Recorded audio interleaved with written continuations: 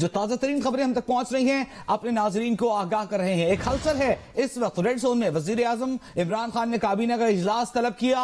यके बाद दीगरे तमाम वज़रा एक एक करके वजीर आजम हाउस से निकल गए हैं। किसी ने भी इस मौके पर सहाफियों से गुफ्तगू नहीं की है। इसके मौके पर यह भी बताया गया है, शहजाद ने इसकी तस्दीक की कि वजीर आजम हाउस से बराह रास्त कुछ सहाफियों को कॉल करके वजीर आजम हाउस बुलाया गया है। दूसरी जानिब जो डेवलपमेंट हो रही है वो ये है कि सुप्रीम कोर्ट रात 12 बजे खोलने के अहकामात सामने आए हैं। जरा ये दावा कर रहे हैं कि चीफ जस्टिस पाकिस्तान ने रात 12 बजे सुप्रीम कोर्ट खोलने का फैसला किया है और उसकी वजह हम अपने नाज़रीन को यह समझा देते हैं कि सुबह 10:30 से यह इजलास शुरू हुआ है, जो कि सुप्रीम कोर्ट के 7 अप्रैल के हुक्म के नतीजे में आज 10:30 बजे बुलाया जाना था। सुबह 10:30 से रात के 9:45 हो चुके हैं और अब तक वोटिंग नहीं कराई गई। अगर रात 12 बजे तक ये वोटिंग नहीं होती तो दो चीजें हैं जो वायलेट होंगी। एक तो सुप्रीम कोर्ट का हुक्म था कि इजलास बुलाकर तहरीक अदम एतमाद पर वोटिंग कराई जाए और उसी सेशन में नए कायदे अवान का इंतखाब किया जाए। दूसरा जो आर्टिकल 95 है आइन का, वो ये कहता है कि तहरीक अदम एतमाद पर 7 दिन के अंदर अंदर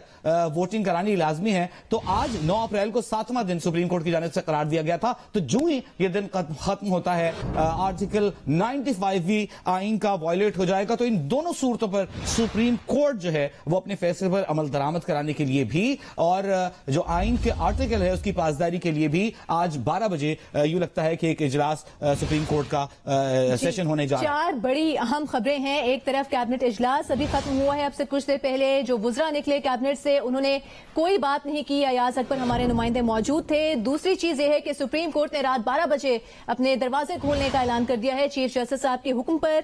तीसरी खबर यह है कि इत्तलात यह है कि तहरीक अदम एतमाद पर वोटिंग अब से कुछ देर में शायद मुमकिन हो पाएगी। स्पीकर कौमी असम्बली को तकरीबन राजी कर लिया है कौमी असम्बली सेक्रेटेरिएट के हुकाम ने और उन्होंने वोटिंग कराने पर स्पीकर कौमी असम्बली असद कैसर को कायल कर लिया है। वो वोटिंग जो कि आज होनी थी अभी तक वो वोटिंग हो नहीं सकी। और उसकी बुनियादी वजह जो है सारा वो ये है कि जो कौमी असम्बली सेक्रेटेरिएट है वो बाउंड है, वो पाबंद है सुप्रीम कोर्ट के हुक्म पर अमल दरामद का। और उन्होंने असद कैसर को आज दिन में भी एक ब्रीफिंग दी थी और एक बार फिर ये ब्रीफिंग दी है कि हम आपके साथ शामिल नहीं हो सकते। हम पर भी न सिर्फ कंटेम्प्ट ऑफ कोर्ट लगेगा बल्कि आइन की वायलेशन पर आर्टिकल 6 भी हम पर लग सकता है। तो हम इन दोनों सजाओं के लिए और हम इन दोनों गैर कानूनी कामों के लिए हम तैयार नहीं हैं। बराए मेहरबानी वोटिंग कराई जाए। और खासी हद तक कायल भी कर लिया है उन्होंने स्पीकर कौमी असेंबली को। और ये सब जानते हैं कि स्पीकर जराए से बार बार खबर आ रही है कि स्पीकर कौमी असेंबली चाहते हैं कि वो